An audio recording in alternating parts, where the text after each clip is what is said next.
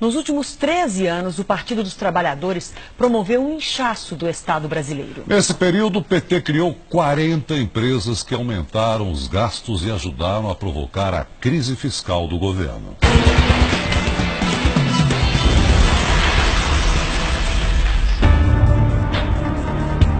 Governar é abrir empresas. Este bem que poderia ser o lema do PT no poder. Em 13 anos, Lula e Dilma criaram 40 novas estatais no Brasil. De seguradora a empresa de logística, de laboratório de biotecnologia a canal de televisão. Se funcionassem como empresas privadas, que dependem apenas do próprio caixa para sobreviver, muitas delas já teriam fechado as portas, pois operam no vermelho desde que entraram em operação.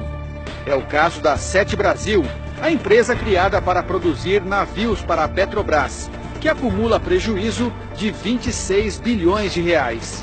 E a TV Brasil, a emissora pública criada em 2007, que acumula um rombo de 6 bilhões de reais. O Brasil apostou numa espécie de aventura expansionista, né? Ou seja, a velha ideia de tentar retomar o desenvolvimento do país com investimento público, a criação de estatais, não é?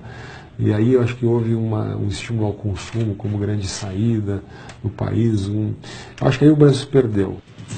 O problema não é apenas a viabilidade financeira das novas empresas. Para uma estatal funcionar, é preciso gente para trabalhar. O número de funcionários das empresas públicas federais cresceu de 35 mil em 2002 para 67 mil este ano. É quase o dobro. O gasto com salários no mesmo período subiu de 1,5 bilhão de reais para 7,5 bilhões. O inchaço da máquina se estendeu ao Poder Executivo Federal. O total de servidores no país saltou de 810 mil em 2002 para mais de 1 milhão no ano passado. Entre concursados e cargos de indicação política, o PT criou, em média, 20 mil vagas por ano. Haja imposto para sustentar uma estrutura tão grande. Isso tudo acabou, acho que, eclodindo a crise em 2013 em diante, quando a crise econômica fez com que o PIB caísse, não é? E com isso o nosso déficit fiscal explodisse. Os cargos comissionados, indicados pelo PT ou por partidos que apoiavam o governo, chegaram a 120 mil no governo Dilma Rousseff. Causa um efeito de desmotivação muito grande naqueles servidores concursados que, às vezes, estão almejando a ocupar um cargo de chefia e, quando menos imaginam, são preteridos em função de alguma indicação política. O crescimento da estrutura burocrática é um dos fatores que levaram ao descontrole dos gastos públicos e, consequentemente, à inflação. Sem ter de onde tirar mais dinheiro para sustentar a máquina, a aventura expansionista jogou o país na recessão. Num governo sem projeto, né, o que sobra é a cooptação, pura e simples, né? Agências reguladoras, estatais, e assim por diante. Isso foi muito negativo, é um dado muito negativo dessa experiência. Para piorar o quadro, os indicadores negativos da área econômica pegaram o governo Dilma Rousseff num momento de fragilidade, por conta do maior escândalo de corrupção da história do país. Os crimes cometidos na Petrobras e em outras estatais não têm digitais apenas do PT, mas de vários partidos políticos. No entanto, a crise veio à tona após 13 anos do partido no poder, o que leva a crer que o PT teve papel de destaque no escândalo agora revelado. Seria o discurso da honestidade apenas demagogia para alcançar o poder?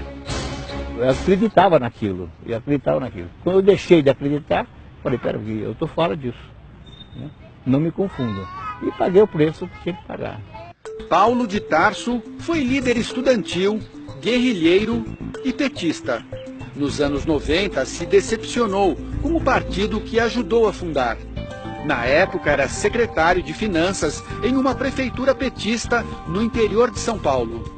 Descobriu que havia um esquema de favorecimento em licitações para a empresa de consultoria do advogado Roberto Teixeira, amigo de Lula. Eu fiz tudo que tinha que ser feito. Fiquei durante 4 anos tentando levar a discussão do que eu tinha apurado, as provas que eu tinha, para que o partido discutisse. E eu só resolvi, em determinado momento, torná-las públicas, essas provas todas, porque eu não queria ser cúmplice. O caso se transformou no primeiro escândalo de corrupção no PT.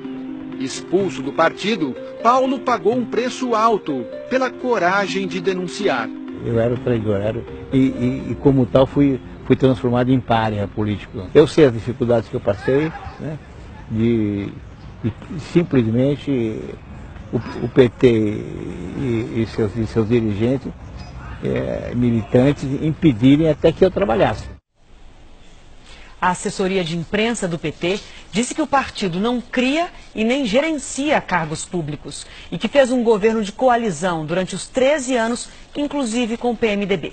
O novo governo diz que já começou uma reforma administrativa que pretende reduzir o número de cargos comissionados. A previsão é cortar cerca de 4.500 vagas.